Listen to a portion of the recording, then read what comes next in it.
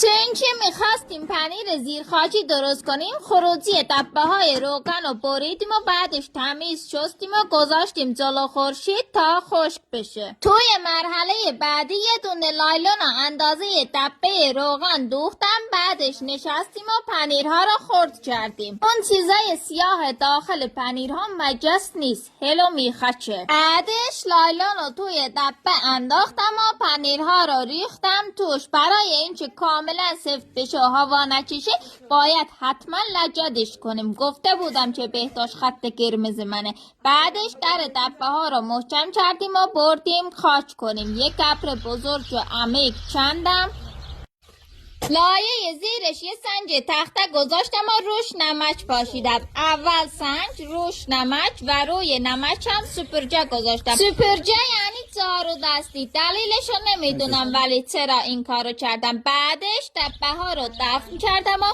روشون خاک ریختم و یه دونه هم سنج گف بالا سرش گذاشتم پاییز گم نکنیم کجا دفنش کردم. بعدم براش یه دونه فاتحه مع الصلوات خوندم و برگشتم خونه.